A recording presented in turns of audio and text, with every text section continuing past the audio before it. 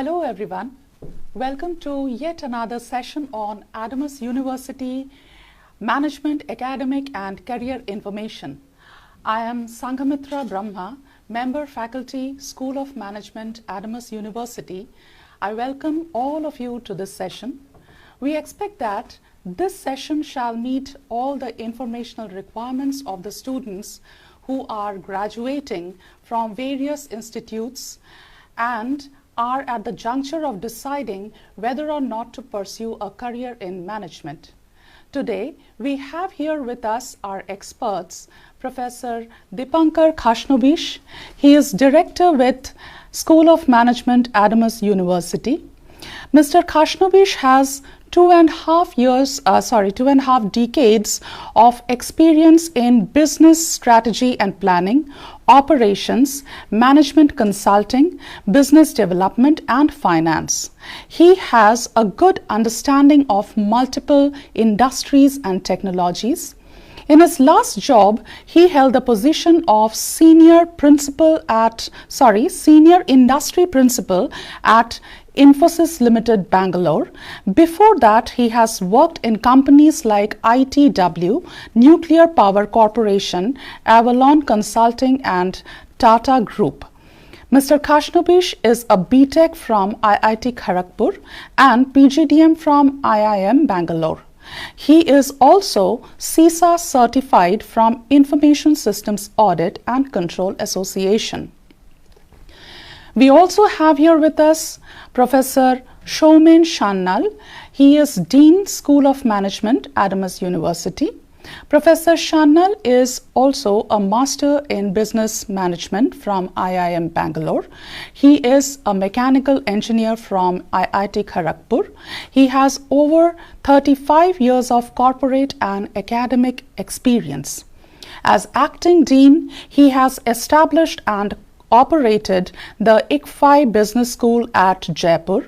Subsequently, again as acting dean, he has established and run the ICFI School of Financial Studies at Gurgaon in the National Capital Region.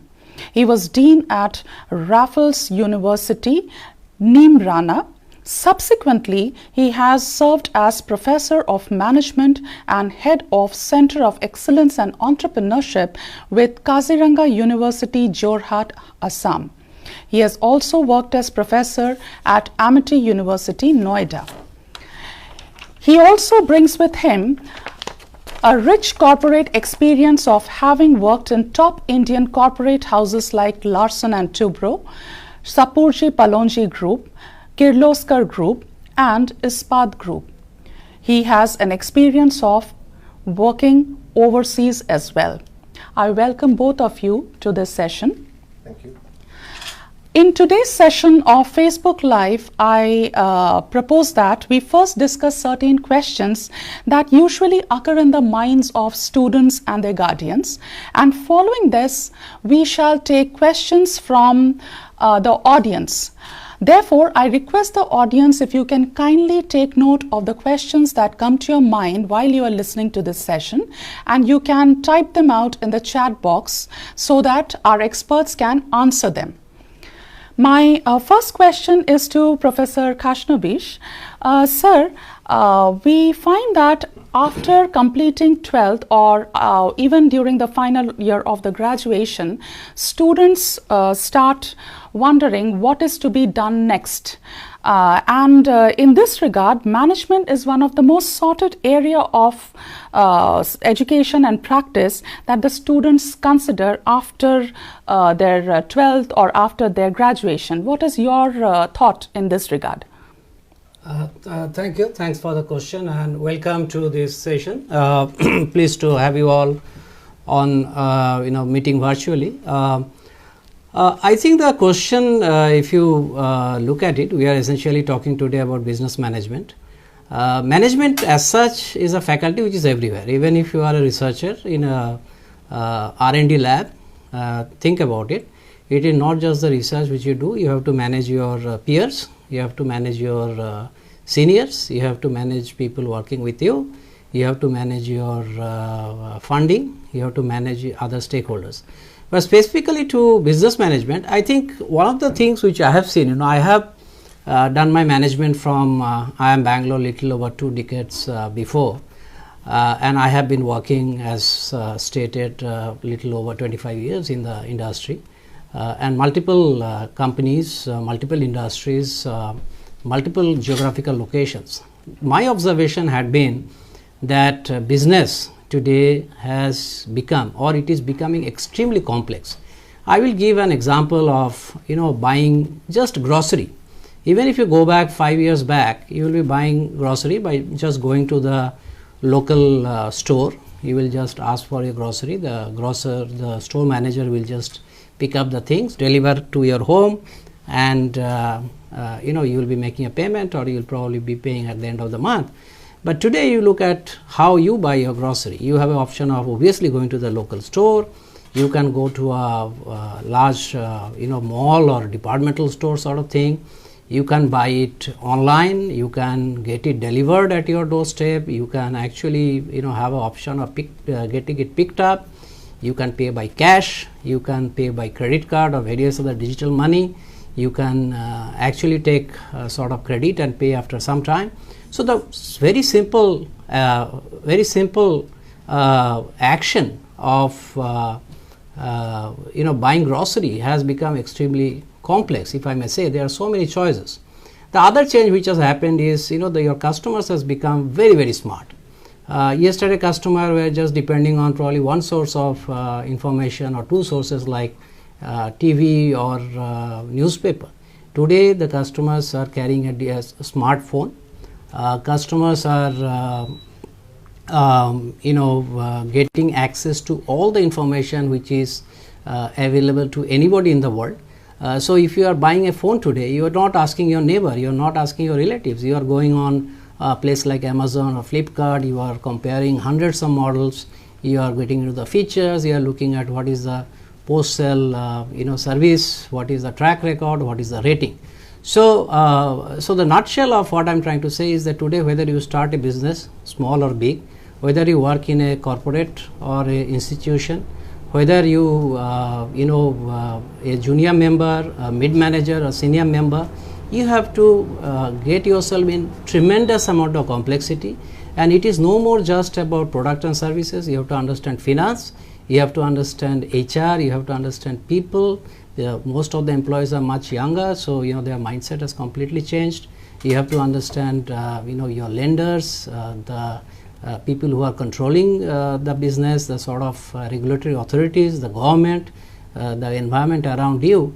And unless you take a very solid understanding of the basics early on in your life, it is very difficult to be successful just by sheer grit and hard work. Those days are over.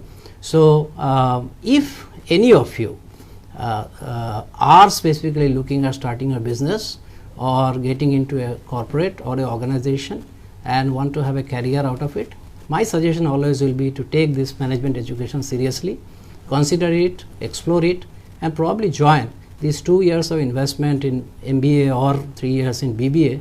Let me tell you, it is an investment of lifetime which will pay you returns all through your life. Thank you, sir. From your answer, our audience have got a very clear picture about the relevance of this building a career in management. Thank you. My next question is to Professor Sannal. Sir, we find that students who are coming into management for doing BBA or MBA, they come from diverse backgrounds, be it arts, commerce, science, engineering, and so on. So can you please tell us a little more about this, like what is the eligibility of the students, or what is the requirement for the students for getting admission into the course in management? Welcome to all future students as well as their parents and other associates who are watching this program. The question that Professor Sanghamitra asked me was, what is the eligibility for entering into a management course? A management course is a multidisciplinary course. It is not a technology based course, or it is not an arts based course, or it is not a commerce based course purely. It is basically a multidisciplinary. It's a course which combines all the knowledge of all these different specializations into a combination which allows the professional who learns this, goes through the management course, to handle an organization or a business or any sort of organization or business that he tries to create on his own, maybe a startup. So there is no specific specialization that you need to get into a management course. You can be an art student, you can be a commerce student, you can be a technology student, you can be a science student. You are most welcome to join a management course. The management course teaches you the different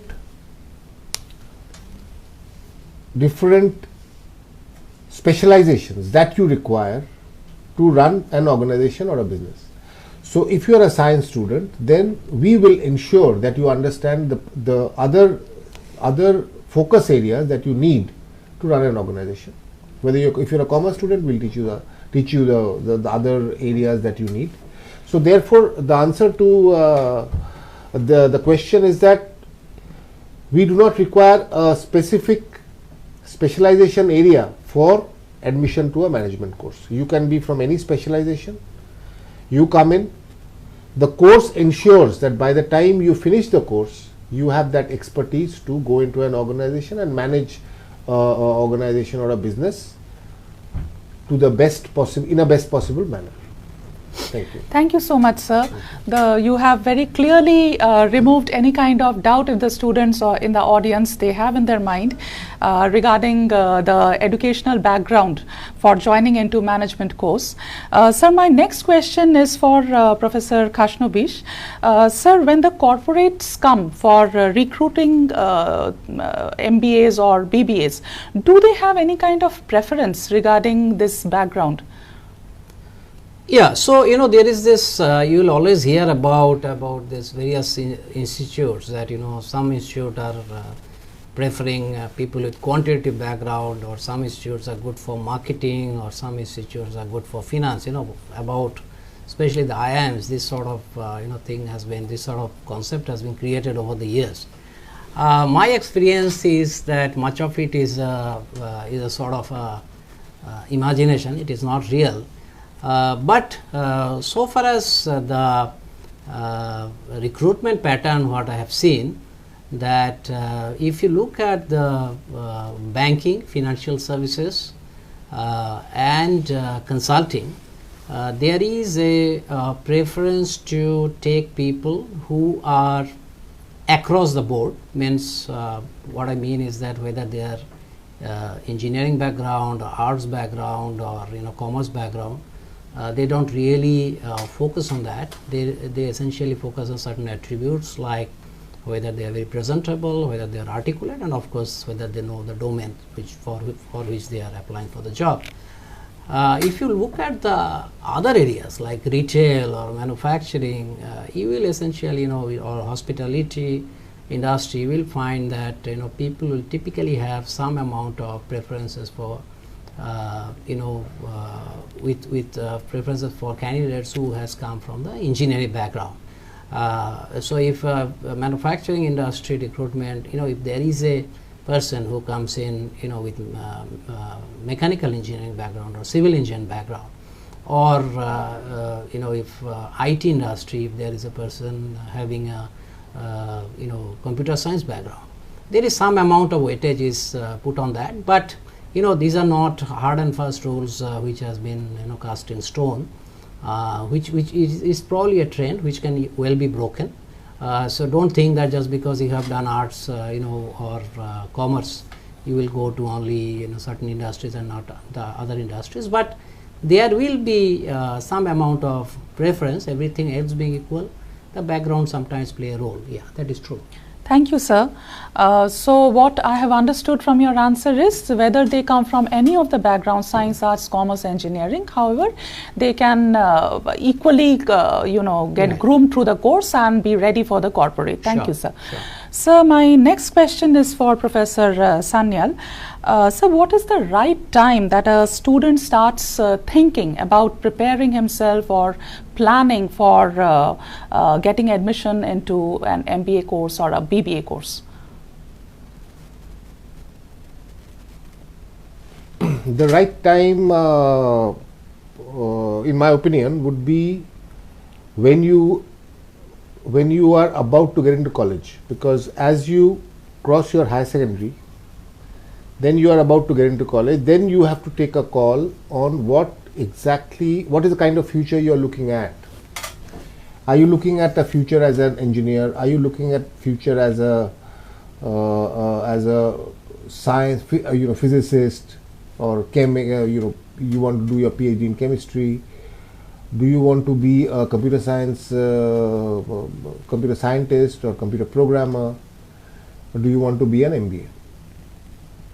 So if you want to be an MBA, you want to be a professional, you want to be in organizations, you want to be in business, then at that point in time you have to decide as a student that I'm going to do my BBA.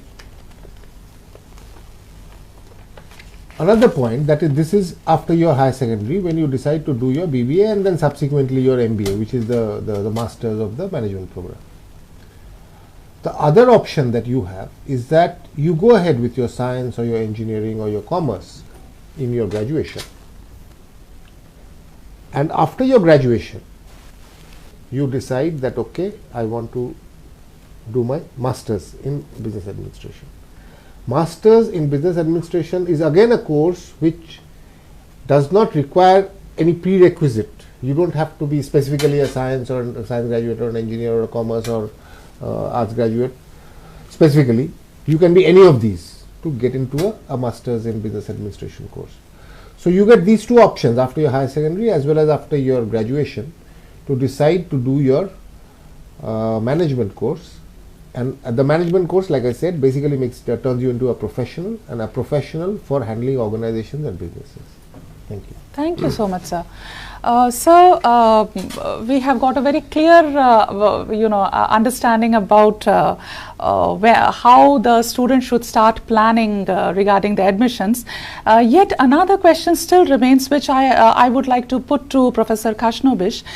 So we find that students often are in a state of dilemma when it comes to deciding the institute or the university in which they would take an admission for pursuing BBA or MBA. To be more specific, what factors they should be considering while deciding on the institution?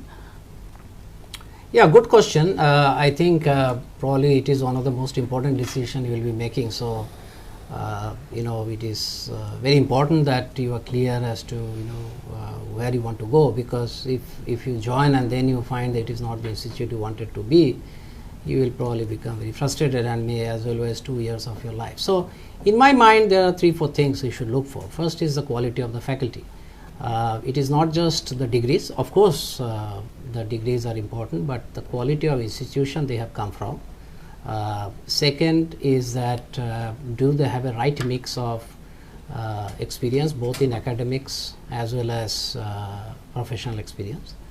Third is do they have significant number of publications in journals which are of repute. And fourth is if they have certain other credible way to judge them, like intellectual property or whatever. So I will put probably 40 to 50% straight away into the bucket of the quality of faculty. Second is the environment where you are going to study. And there is a big debate, while IIMs have always been 100% residential, there are a lot of MBA colleges across the country are day scholar or by option. But I firmly believe that for MBA college you have to have a residential environment, because a lot of learning in MBA is not the classroom. It is about the projects, it is about the group work, it is about preparing for a deliverable, it is about presentation. And more often than not, this will be something you will be doing in the evening with your friends, where you will develop your capability as a leader, as a team member. You will understand the the weaknesses and strengths of other members, And unless you are in the same campus together, you will always have a situation that some people are working, some are not, and your study will be suboptimal. In fact, Adamas is now offering, and I am very happy to see that we are offering now fully residential MBA, and I think it is very essential. So I will put probably another 20-30% there itself. Third thing to look for is facilities within the wherever you are studying. So a lot of the stuff today is on the net, but you cannot take away the importance of the library. The physical presence of library is very important, because that is where students come together and study. So you will never learn just by sitting on your computer and downloading from the net. That is very important, but physical infrastructure in terms of library, and specifically in today's world, other facilities which helps you learn other things, like if you want to do a project where a little bit of engineering is involved, so engineering lab or something like that, which brings me to the other point, that is your institution gives you an interdisciplinary approach to do your study, which university gives, right? You can always form a team with somebody from engineering team, arts team, management team, commerce team, and always come and do something together, so that you also get understanding of other faculties which you will be anyway meeting when you start a business or join a company. And the other thing which I think is increasingly becoming very, very important is the environment of entrepreneurship. Now, a lot of people say entrepreneurship is starting a company. In my mind, entrepreneurship is ability to take any problem, define it clearly as a problem statement, and finding a solution within whatever resources you have. And that is probably the most important thing you will need throughout your life, not just in your workplace, but in your personal life, professional life, social life. And that is something which we are trying to build here. We are building a center of innovation. We already have a center of entrepreneurship, and that is where we will be bringing in the students to create multidisciplinary teams, come through the contest, refine their ideas, create market-ready products, and probably take it to the market. So in my mind, these are the 3 or 4 things you should look for seriously, which constitute maybe 95% of what you should look for when you join the institute. Thank you so much, sir. You have given a very comprehensive idea about the factors which the students should be considering while choosing their institute for doing BBA and MBA. Sir, from here, another question that comes to my mind, and which I would again like to put to Professor Khashnobish. Many a time we find that students have certain unrealistic expectation from the institution. They think that once they get admission and the teachers are there, or the institution is there to bring about a complete change, complete transformation, and they will ultimately leave the institution with a very fat package salary. So can you please tell us something on that? Yeah, I think it is true that people are looking for what is the average salary, which is the highest salary, and I will not say that is not important. But please remember, institute or whatever institute you go, including our Adamas University, it is a microcosm of the entire universe, right? So you are part of it, but you are also part of a large world outside. And like any other environment, you will be able to leverage the full value of anything only when you are investing your time, energy, and your passion. So my thought has always been that focus on not so much about where it will take me and what is the outcome, but rather focus on the journey. And I'm sure that if you develop which I call 1, 2, 3 of anybody's success story, the ability to communicate, interpersonal communication, which is written, oral, ability to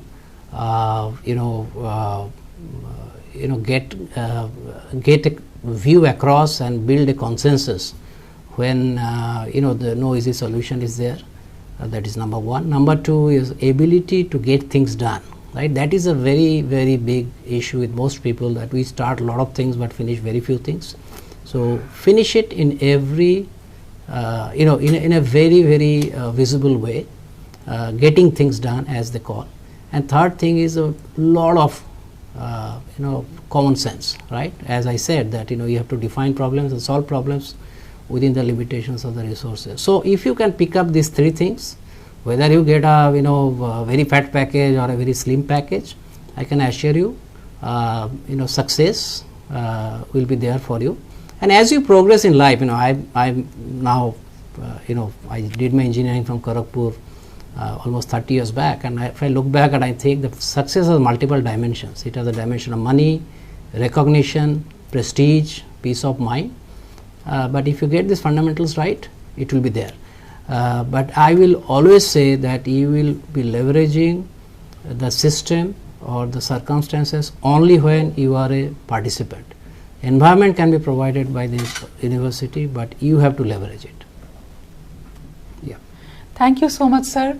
From all the vital tips that have been provided by Professor Khashnobish, I'm sure all the students out there in our audience, they have taken note of that. And please, just a reminder from our end, if you have any questions in your mind, do not waste time. Just type them out in the chat box. Our experts are available over here to answer your queries. I would like to move to my next question, which is for Professor Sannal. Sir, can you just brief us on the specializations that are being offered in BBA and MBA?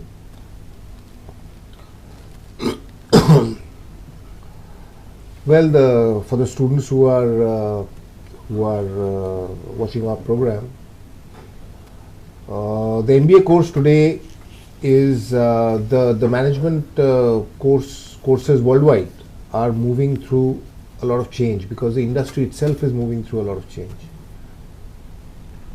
So therefore, to cater to this change, to cope with this change, our courses also are sort of reorienting themselves to handle this change which is there in the business environment and in the corporate world, which we are going to work for, which you are going to work for after you do your MBA. So we have various specializations that we have incorporated into our management course today to ensure that in the students who actually go through this course in Adamas University are very well equipped to handle the demands of today's industry as it moves forward. The ones that we have are one of the areas that we are focusing on is basically digital marketing and digital big data, digital functions which have taken over different processes in the industry or in any organization. So we have that as a focus, which is one is digital marketing, one is digital leadership.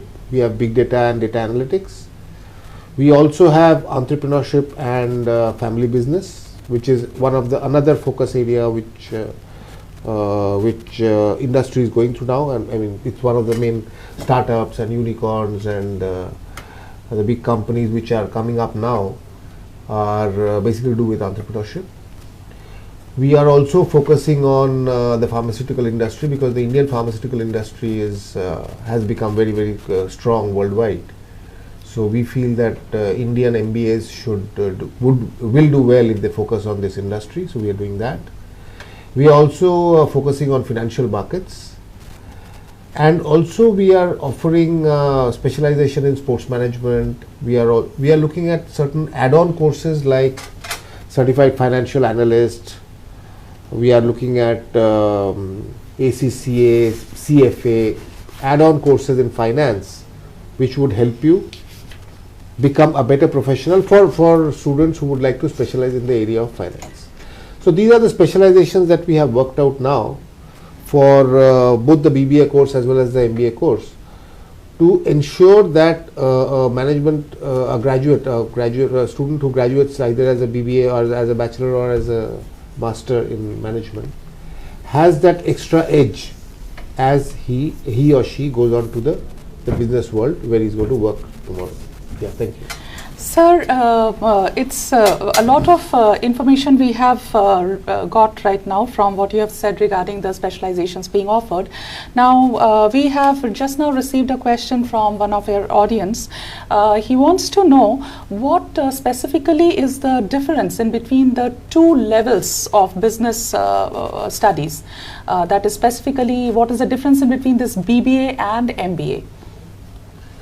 Okay, so BBA, that is Bachelor of Business Administration, is a bachelor course, and MBA is a master's course. So a typical difference between a bachelor course and a master's course is that the bachelor course basically gives you the basics.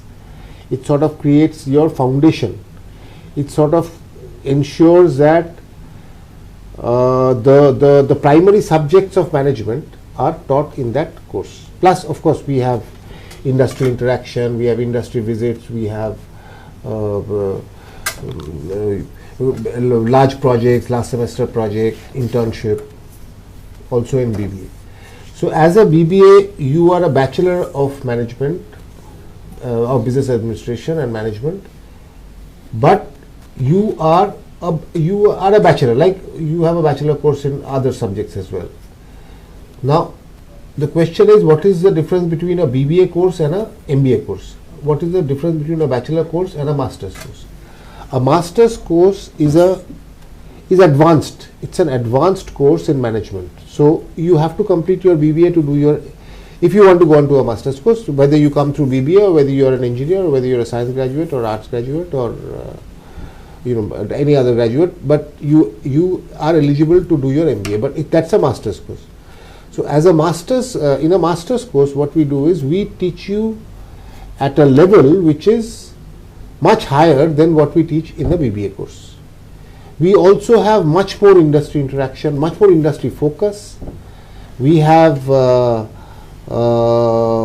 we take you on a much more, the courses are much more industry oriented. So, we sort of build up on the subjects that we have taught in the BBA course. But somebody who's coming from somebody who is not coming from a BBA background, maybe coming from a science background or an engineering background, we ensure that they also are able to understand that level of the subject that we are teaching. So the answer to the question is that the BBA course and the MBA course, they have a clear difference in terms of the depth of teaching, the depth of subject knowledge that we provide. Thank you. Thank you so much, sir. Sir, my next question is again to Professor Khashnovish. Often students consider working for a couple of years prior to joining MBA, having done their graduation. What is your advice on that? Yeah, again, this is difficult to say that this way or that, because if you go to any institute, you will find that, we will have a combination of maybe 50% people will be having some work ex and 50% will be so-called freshers. And this is specifically for MBA, because, BBA will not work and come. For MBA, you will have that. If you look at Western countries, you will find that there will be people who come with work experience are having significant work experience, and there will be specialized MBAs which are available on a part-time basis and which are started in India also for working professionals altogether.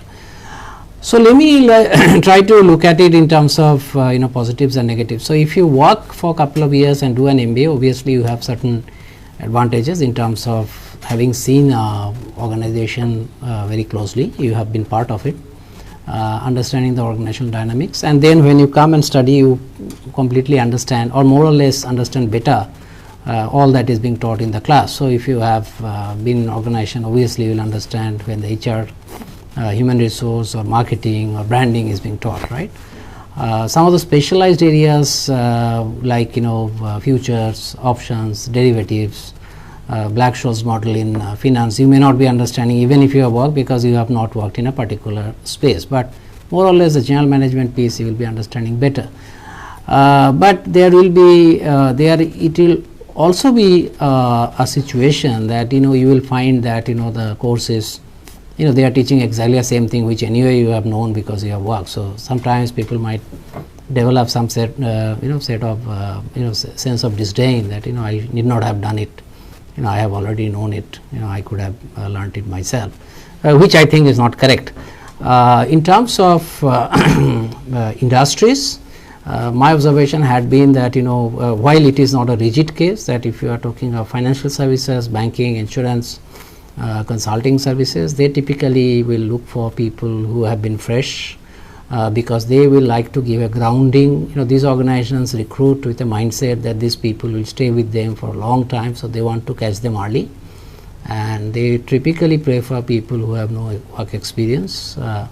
However, the other industries like manufacturing or travel, tourism, the retail, they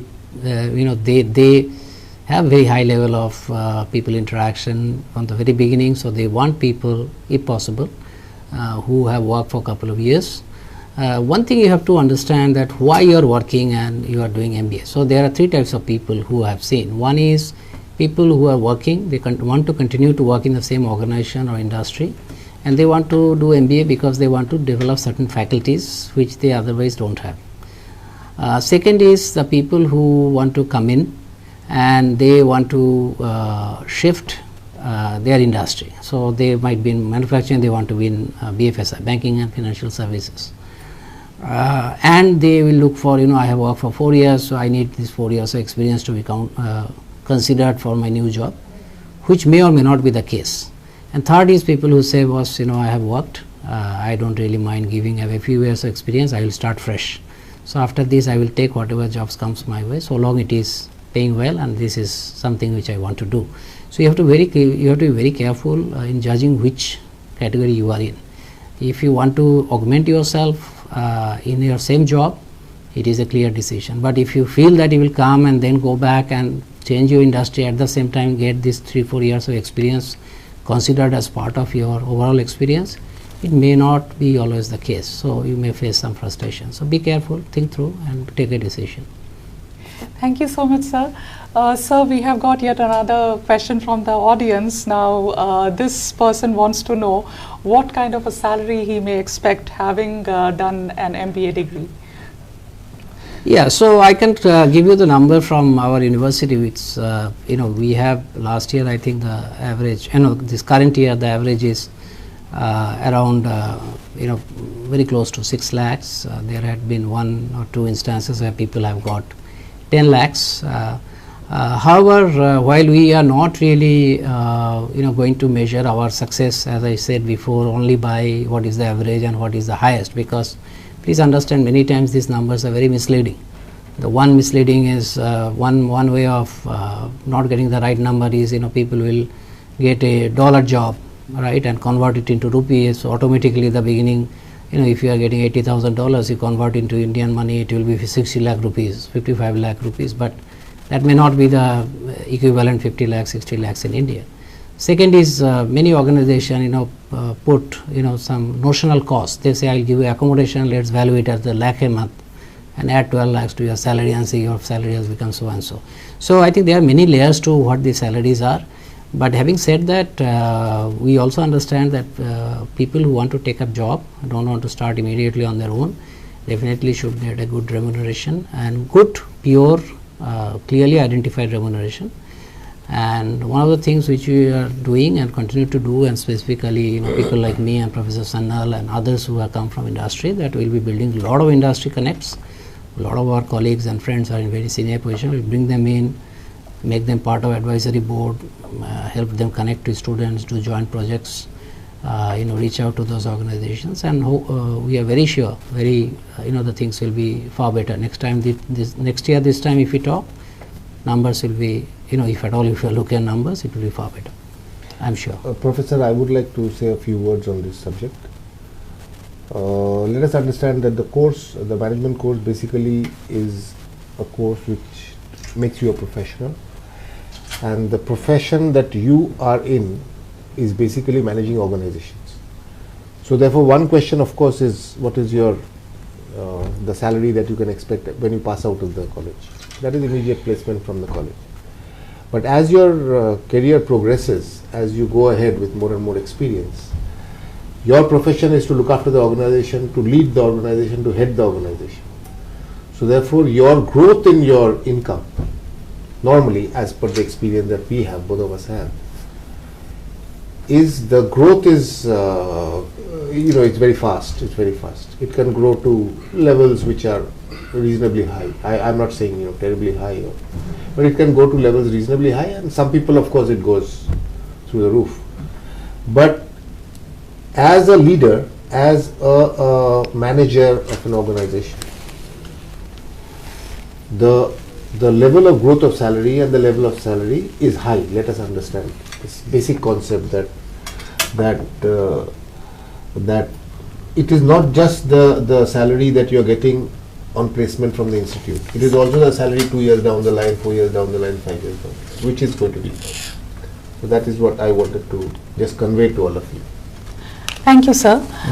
Sir, there's another query which has come from the audience once again. This person wants to know if what exactly is the difference in between an MBA degree and PGDM. Okay, let me. You want to go ahead. Go ahead. Okay, let me say a couple of sentences. Okay, sir, please. Sorry, go ahead. You see, management is a professional course. It is a professional course. It is not a physics course or a mathematics course or a chemistry course. It is a professional course. Professional meaning that how good is your knowledge able to handle the organization that you are going to handle.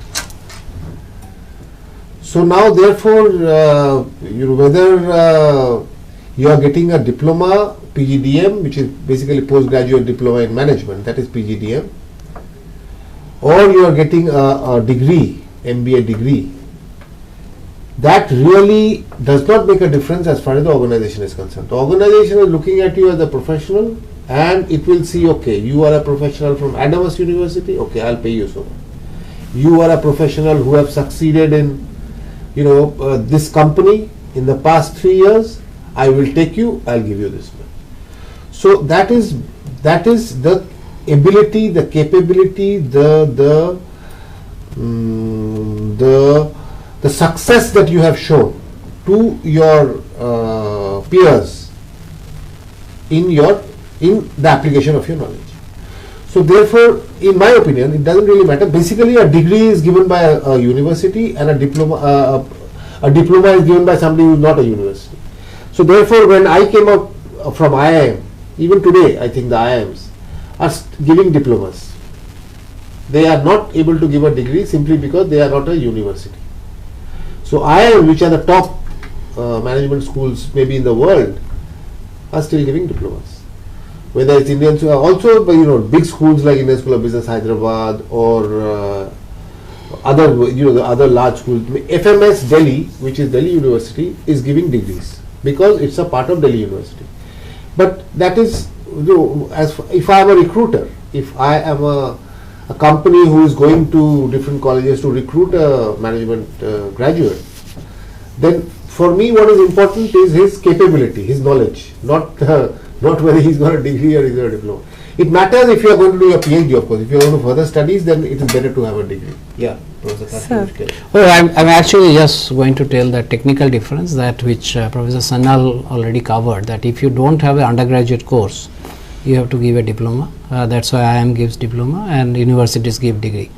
And nothing, no other difference in terms of curricular coverage. Okay, thank you both of you. Sir, my next question is related to the exchange programs and the foreign collaborations that universities are trying to build these days. What exactly are these collaborations, and why do they work on them, and how do the students benefit through such collaborations and exchange programs? I would request Professor Kashmir to say a few words on that. Yeah, sure. So, there is let's first understand why these collaborations are increasingly becoming popular, because the careers are becoming global, right? So you have increasing number of organizations who are recruiting you in India and placing it in global market, or you are joining the local entities and within few years you are going out to serve in some other market, because Indian managers today are in great demand globally. You will always be seeing in media that so many Indians have made it to the senior most positions of various organizations across the globe, specifically in the Western Hemisphere. So the recognition of the talent of Indian managers in terms of managing complex situations and managing situations which requires understanding of quantitative ability as well as people ability is now quite well recognized. Or so one is that you join in a foreign land, or you get transferred, or you work for companies which have come from other countries, they are called global multinationals in India, or you compete with the companies which are multinational. So anyway, whether you are in India or outside, you are in a global market. So with exposure to the other countries, not just the business part but also the cultural part is very important, because if you don't understand culture, it is very difficult to do business, and there is stark differences in culture country to country. Eastern culture and Western culture, this is well documented. So the way we do it is at the university level we have partnership with 35 universities across the world. 19 of them are in Eastern Europe, the remaining 16 are in Western Europe and in the US. We are having, based on of course willingness of the student, to spend one of the 4 semesters in post-graduation for now to one of the institutes of their choice, and also from this year we are trying to bring in students from those universities to come and spend a non-overlapping semester here, so that people can get understanding of the culture as well as business process of those countries while here or while they are traveling. As well, we are also looking at multiple opportunities for people to travel for small stints, maybe a week or two, to other countries, and do a small project and get exposed to the environment and come back. And we are obviously going to have a lot of interactions with the global faculty, whether in person or using digital technology, and the curriculum is increasingly becoming global. So the idea is to make ready people for the global market. Whatever is the decision, whatever is the decision you take today, avoiding the global competition, global environment is impossible. So be ready today, and that is what we are trying to do. We also have a specialization in international business, both at the BBA level as well as the MBA level. And as a part of that course, we are looking at having this, like Professor Khashnovish said, 6-month semester in university abroad, to basically make you more familiar with culture abroad as well as the international business part of it. Yeah, thank you. Thank you, sir. During our discussion today, we have, Professor Khashnovish had once mentioned regarding the residential status of MBA, particularly for the MBA course at Adamas University. So my question is to Professor Sannal. Can you throw us a little more light on this residential concept? Why is the university putting so much of stress on making the MBA course residential? You see, if you look at the major, just to start the answer, if you look at the major universities worldwide, and as well as the major MBA colleges in India, you will find basically that most of them are residential. In fact, maybe 90% are residential. The reason for this, one, like Professor Khashnovish also was mentioning, that you have to do, your study is not restricted to 9 to 5. Your study is actually, it has to go throughout 24 hours. You have to study maybe till 11 in the night, and it's not individual study all the time, it's basically group study. So you have to prepare for case presentations the next day as a group. You have to do research, you have to do analysis, you have to do group analysis, sit down and discuss.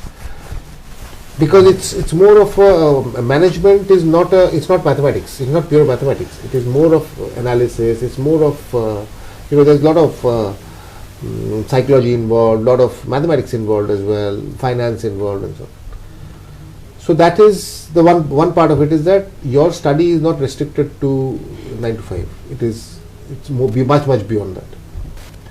Second part, which I personally believe, is that as a group of, let us say, 100 students staying together in a hostel and doing this day in and day out, you work till 9 o'clock, 10 o'clock in the night, day in, day out, you are talking to each other, you are analyzing problems together, you are thinking together, your mind sort of more and more gets focused towards the core of management. That is required by industry. The industry looks at you, talks to you. By talking to you for some time, they realize that yes, he is a thorough professional. So that culture is important, which comes out of the residential, the concept of being residential. So these are the reasons why we have all thought, we thought we'll be residential, and we also thought that all the major colleges, if you major MBA schools worldwide, are all basically residential. So we thought about it, and we thought we are going to implement that. That is the reason why we are doing that. Thank you, sir. Professor Sannal, from whatever you have said just now, that the students can work till late together in teams. Sir, in this context, can you tell us a little more about the type of teaching pedagogy that you adopt? Like sir was mentioning regarding the case study method, problem solving, etc. A little more about this. Teaching pedagogy is something which has to be primarily tuned towards creating a management professional. Let us understand one thing. A management professional there is a difference between a management professional and a physics postgraduate in physics. A postgraduate in physics is more research based. A postgraduate in chemistry is much more research based, knowledge based. Whereas a postgraduate in management or even a BBA is much more practice based, practice oriented. So our pedagogy, whether it is case study method, or whether it is internships, or whether it's industry visits or industry interactions, or guest speakers coming in from industry, or faculty taking help of videos by major management thinkers around the world to make students understand the concepts of management. The methods that we adopt are basically to suit the requirement of the course. So therefore, that the answer to this question basically is that a professor of management has to ensure that the student understands the requirement of industry thoroughly, and he develops that expertise to handle those problems that he is going to face in the industry in future.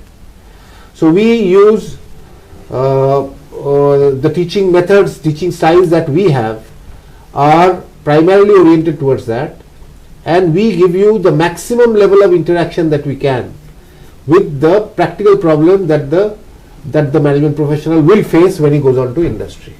So that is the answer to that question. Okay. Whether it's cases, contemporary cases, latest cases, whether it's videos, whether it is Economic Times, articles in the Economic Times, we discuss sometimes, whatever is the article which has come in the morning, we'll discuss for, let us say, for 2 hours during the day. Now, why we discuss that? Because we want the students to understand what has happened in industry, what is happening in industry today. So these are different styles that we adopt to ensure sharpness, analytical ability, and basic expertise in the student to handle the problems of industry when they go on to industry. Yeah, thank you. Yeah, so I just wanted to add, unlike many other faculty, for example, as you mentioned, that physics and chemistry possibly will happen only when you go into the lab. Business management is very immersive. You are always within an environment where business is going around, all around you, and that is the immersive mindset which we want to create. That's why we have been telling it is not 9 to 5, it is 24/7. It is not slave driver, but the mindset has to be that we have to be immersed into it constantly to be successful. So if I may just put some numbers, I think the breakdown will be that in terms of theory and concept, it will be around 40%. Around 30% will be or 20% will be doing case studies. Case study based studying means taking business context, which can be a company or which can be a business situation, and look at it from various dimensions and using various quantitative methods to analyze and solve it. Another 20% will be in terms of projects, including writing it down, presenting, defending, all of it. 10% will possibly go into ensuring that you get the understanding from outside the institute, interactions with your visiting faculty, not visiting faculty, but interaction with industry visitors, connections with them, understanding what sort of dynamics is happening in the industry overall.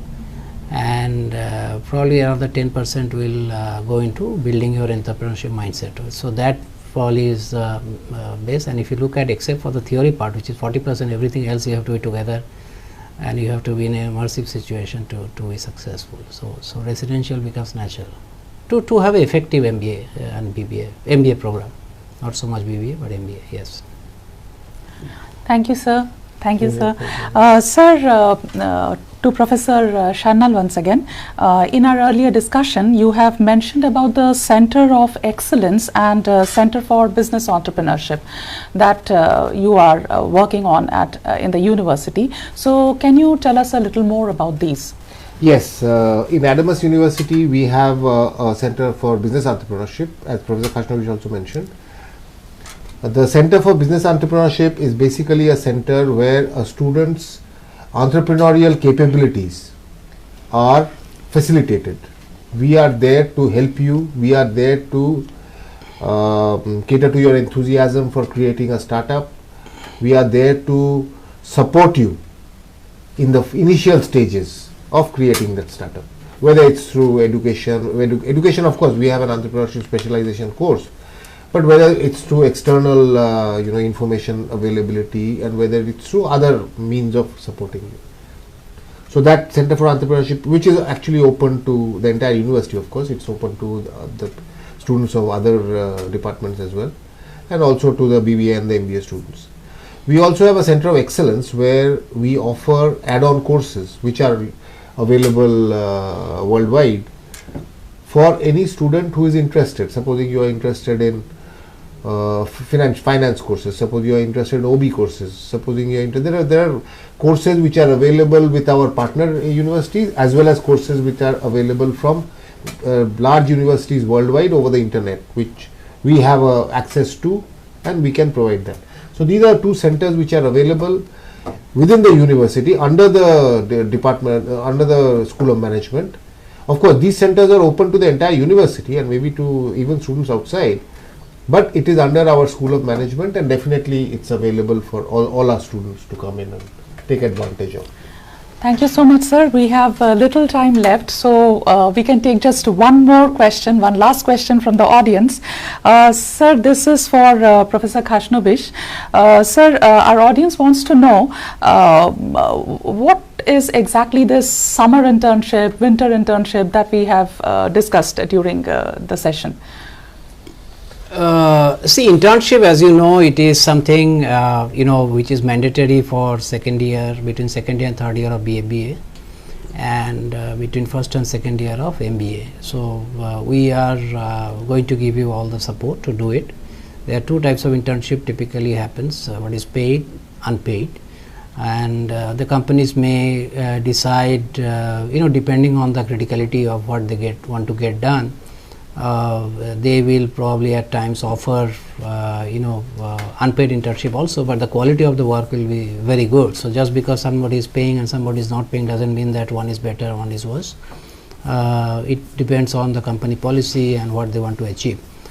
We give complete support, and we have already been working for this year's internship. But there is an increasing trend which I am seeing among not just students here but everywhere, that people want to do internship after every break. So BBA students after first year also is trying to do internship. If you go to engineering, they are now doing 3 internship after first year, second year, third year. So I think it is increasingly becoming a situation where internship is not just the university or the college will do for you, it is also for you to really look, because with the internet all pervading and all sorts of smartphones availability and the access which you have through various social media, you can also reach out to people of your choice, and maybe university can enable you by giving you if you reach somebody, we can talk to them which otherwise you might not have talked, help you give the right credential, give you the right amount of documentation for you to reach out and get it. And my assessment is that it is also many cases good, because you can actually do something which you really wanted to do rather than getting to do something which the university has given to you, right? So support is always there, and the focus is always to get 100% internship, but personal enthusiasm as well as involvement is a good thing to happen, and I think we should all be encouraging it, and it is already very standard practice in all institutes, so we are no exception. Thank you so much, Professor Khashnovish, Professor Shandal. Thank you. It was really very great to have both of you here with us, and the audience, we believe, have benefited immensely from the discussion that we have had today. And as I had said in the beginning, that we shall be trying to answer the queries which normally come to the minds of students while they are trying to make a career choice. So I hope we have been able to meet your your questions, your informational requirements. Yet I must say that though we have come to the end of today's session, we will continue to come again and again with many more sessions in the near future. Till then, goodbye.